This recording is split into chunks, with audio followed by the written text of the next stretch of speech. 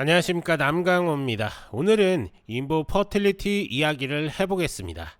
미국 정부가 IVF 체외 수정 시장의 구조를 완전히 뒤집는 발표를 했습니다. 무려 약값 84% 인하, 대표 약제들이 패키지로 묶여서 싸집니다. 이건 한마디로 가입력 의료시장 리셋 버튼이 눌린 겁니다. 지금까지 돈이 없어서, 보험이 안 돼서, 시간이 없어서 시도조차 못했던 불임 부부들이 이제는 상황이 달라집니다. 이제 약값이 싸지고 기업복지로 가입력 혜택이 생기고 보험 가이드라인까지 바뀝니다. 즉 시장의 문이 다시 열린다는 겁니다. 그렇다면 이 폭발하는 수요 속에서 누가 제일 먼저 돈을 벌까요? 그 정답 중 하나가 바로 오늘의 주인공 인보 퍼틸리티입니다. 자, 기본부터 보겠습니다. 인보 퍼틸리티는 미국 위스콘신 지역 중심으로 난임 치료 클리닉을 직접 운영하는 회사입니다. 체외 수정, 인공 수정 같은 치료 과정을 비용은 낮추고 성공률을 높이는 쪽으로 연구하는 회사입니다. 2025년 초에 티커를 INVO에서 IVF로 바뀌면서 브랜딩 방향도 아예 우리는 체외 수정 전문 기업이다로 확실히 정리했죠. 리버스 스플릿 1대3 병합도 했었는데 이건 나스닥 상장 요건 맞추고 유통 주식수를 줄이려는 목적이었습니다. 즉 상장 유지와 리스크 관리 두 마리 토끼를 잡은 거죠. 결론적으로 인보는 작지만 구조가 명확한 회사입니다. IVF 체외 수정 시장이 커질수록 존재감은 커질 수밖에 없는 거죠. 자, 그러면 지난 한 달 동안의 핵심 이벤트를 한번 순서대로 한번 확인을 한번 해볼까요? 첫 번째가 9월 29일에서 30일 리턴 파트너스 컨퍼런스에 참석을 좀 했는데요. 이건 소형주에게 굉장히 좀 중요합니다. 기관 투자자들과 직접 만나는 자리였거든요. 결국 우리는 성장 스토리가 있다라는 걸 시장에 알리는 그런 계기가 됐을 것으로 보입니다. 자, 두 번째가 10월 초에 있었던 8-K 공시입니다. 이건 우리 회사는 숨기지 않는다는 신호입니다. 작은 회사가 자주 공시를 올리면 리스크 프리미엄이 확 낮아집니다. 시장 신뢰를 쌓는 과정인 거죠. 자, 이게 제일 중요한데요. 바로 미국발 IVF 약값 인하 정책입니다. 자, 머크 KGAA의 자회사 EMD 세로노가 대표 IVF 약제를 패키지로 최대 84%까지 할인하기로 했습니다. 이건 그냥 가격 인하가 아닙니다. 환자 접근성 자체를 뒤집는 구조 개편이라는 거죠. 게다가 트럼프 RX라는 정부 플랫폼을 통해 2026년부터 약을 직거래로 살 수 있게 한다는 거죠. 여기서 포인트는 정부가 고용주가 직접 복지로 가입력 혜택을 줄 수 있다는 지침을 같이 내렸다는 겁니다. 이건 완전히 게임 체인저입니다. 그동안 IVF 치료를 하려면 비용이 너무 비싸서 도전조차 못하던 사람들이 많았습니다. 근데 이제 약값이 싸지고 복지로 커버되고 보험 가이드까지 생긴다.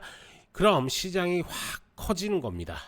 자, 최근 보고서들을 보면 전 세계 불임 가입력 시장이 2025년 392억 달러에서 2034년에는 855억 달러까지 커질 거라고 합니다. 연평균 성장률이 9%입니다. 단순히 의료 수요가 아니라 정책, 사회 변화, 기술 발전 같이 구조적으로 같이 성장한다는 겁니다. 자, 이 정책이 실제로 병원 매출에는 어떤 반영이 될까요? 첫째, 약가 인하가 되면 환자 부담이 당연히 감소가 되겠죠. 그러면 치료비 중에서 약값이 가장 비쌌는데 이게 싸지면 한 번이라도 시도해보는 사람들이 많아지겠죠. 둘째는 복지 혜택입니다. 수요가 증가하면 회사에서 IVF 치료비를 일부 커버해주면 젊은 세대들이 시도하기 훨씬 쉬워질 겁니다. 당연히 그러면서 수요가 증가되겠죠. 셋째는 AI 기술 도입입니다. 당연히 성공률이 좀 올라갈 건데, 최근엔 정자 DNA 파편화를 인공지능으로 검사하는 AI 기반 모델이 좀 나왔습니다. 이게 정밀도를 높여서 성공 확률을 끌어올린다는 겁니다. 자, 종합해보면 결국에는 비용이 좀 떨어지고 성공률이 올라가면 당연히 시장은 폭발할 겁니다. 이 수혜를 받는 게 바로 인보 같은 클리닉 운영 회사라는 거죠. 자, 그러면 우선 차트를 한번 볼 건데요. 지금 보시는 것처럼 엄청난 거래량이 터졌죠. 거래량을 동반한 상승이 나왔습니다. 하지만 워낙 이렇게 저점으로 흘러내리고 있었던 상황이었기 때문에 지금 반등이 나왔다, 큰 상승이 나왔다라고 하더라도 지금 1.4달러대 유지하고 있는 모습 확인할 수가 있습니다. 그럼 인보 어떤 부분에서 좀 유리할까요? 자, 총 3가지로 한번 정리를 해볼 건데요. 첫 번째가 클리닉 신뢰도입니다. 위스콘신에 있는 주력 클리닉이 2025년 기준으로 우수 클리닉 명단에 올라와 있습니다. 그리고 두 번째가 비용 효율 구조인데요. 단가를 낮추고 회전율을 좀 높이고 저비용 고효율 모델을 완성하는 데 집중하고 있습니다. 그리고 세 번째가 IR 활동 강화인데, 리텀 같은 행사에 좀 참여를 하고 그 다음에 공시라든지 미팅, 웹캐스트 등을 꾸준히 하고 있습니다. 이건 소형주 입장에서 정말 중요합니다.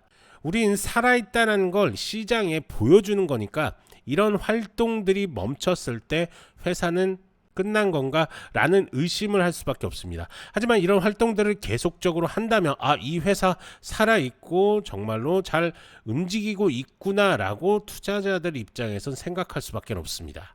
결국 인보는 확장 가능한 표준 모델을 가진 회사입니다. 이게 바로 밸류에이션이 달라지는 이유라고 볼 수가 있습니다. 자, 정리하면 오늘의 핵심은 한 줄로 이렇게 정리할 수 있겠습니다. 바로 정책이 시장을 열고 시장이 기업을 키운다. 인보 퍼틸리티는 아직 작은 회사입니다. 하지만 IVF 시장의 세축, 비용, 보험, 유통 이게 동시에 움직이는 지금 작은 회사일수록 더 큰 탄력을 받을 수 있을 것 같습니다. 소형주는 결국에는 정보와 유동성으로 움직입니다. 그래서 일정들을 꼭 체크를 하셔야 되는 거고요. 추격보다는 분할 매수와 감정보다는 기준을 가지고 접근하시는 게 좋을 것 같습니다. 하지만 이렇게 설명을 좀 드려도 개인 투자자분들이 혼자서 이렇게 접근하기 쉽지는 않으시죠. 그러면서 급등 종목들 수익 찬스들을 놓치시는 경향들이 좀 있는데요. 그렇기 때문에 전문가의 도움이 절실히 필요하실 겁니다. 이렇게 구체적인 매매 전략들이 좀 필요하신 분들은